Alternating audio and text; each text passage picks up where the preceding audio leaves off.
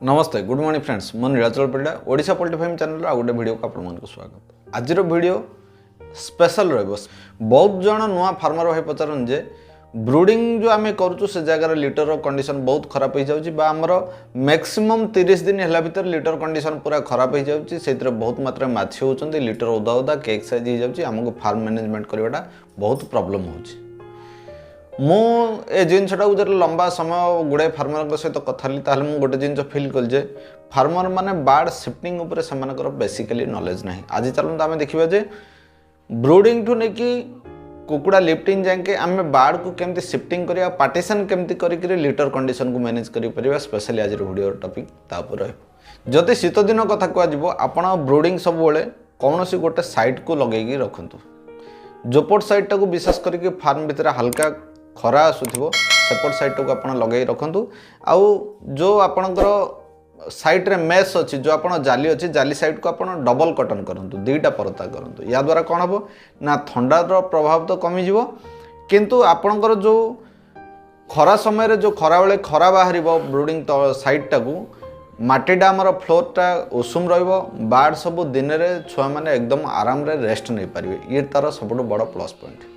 Brooding को सब round shape करने चेष्टा करूँ कारण राउंड शेप ब्रूडिंग रे बहुत गुड़े फायदा ऑलरेडी ब्रूडिंग मैनेजमेंट उपर आमर गोटे वीडियो अच्छे से वीडियो आम कथा जदि आप देखी ना से वीडियो को देखी नि आमर ब्रूडिंग पीरियड पर जिते आम फास्ट वैक्सीन करवा से आप प्लानिंग करूँ जे आप जो साइड रे आपणकर चिक्स को पकई तार आर साइड जाके टोटाली आप क्रॉस रे खोली दिंतु आपड़ एपटू वैक्सीन कले सेपटू पकेबे या द्वारा कौन हम ना एक गोटे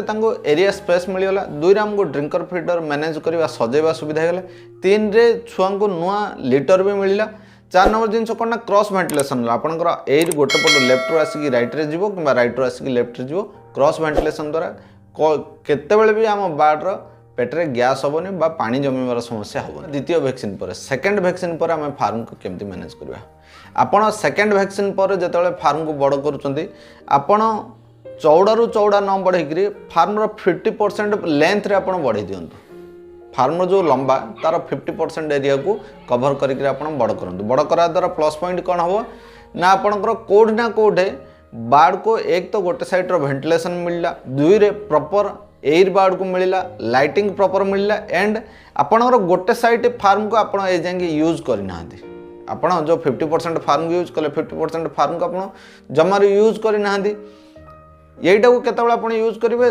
देन नेक्स्ट वीक रे जतबेले आपनको फार्म को बार्ड बड़ करिया पड़ियो से समय आपण प्रथमे जो साइडटा यूज होनी तार 50% को यूज करंतु। एबे देखंतु आमे जो ब्रूडिंग करथिले से एरिया हमर एबे खाली पड़िछि से लिटर टाको आपण बाहर करी से चून ब्लीचिंग देकरी आपण से जगह डिसइनफेक्ट कले सफा करदेले आपण जहा कीटाणु मरी गले एबे आपण 50% फार्म रे छाड़ी चंदी नेक्स्ट वीक रे कोन कले ना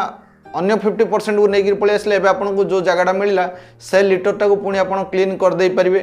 ब्लीचिंग दे पारे चून दे पारे लिटर आप अपडेट होगा एबे आम कुकुड़ा को ये 3टा फेज रे आम ब्रूडिंग रे नुआ लिटर देते बड़ कले नुआ लिटर देले पुणी जो आम 50% फार्म को लंबारे कभर कले से नुआ लिटर पाइले जो फार्म बार्ड एपट साइड के नुआ लिटर पाइले कोड ना कोड आम बार्ड को 5 थर नुआ लिटर देवारे साहाय्य कले आपण जेते थर नुआ लिटर दौरान लिटर कंडीशन सेते भल रहिबो। किछि फार्मर को मुझे देखी जितेबाला से जो 50% रु अन्य 50% को बार्ड को शिफ्ट करती से समय कौन करती जा जो छोट छोट केक साइज हो से सब लिटर को से गोटे जो आंकुड़ा कोदल टाइप रखी था टाणी आणुरी से पहरा मार दिखती खड़िका मारदे कौन हुए ना से सब जो बिंडा लिटर गुड़ा गोटे साइड हो जाए बाहर कर दिखती या द्वारा लिटर आपंकर केक साइज केतले न कि सब लिटर एकदम सुखिला सुखिला रहा और लिटर को मैनेज करवाटा बहुत सहज हम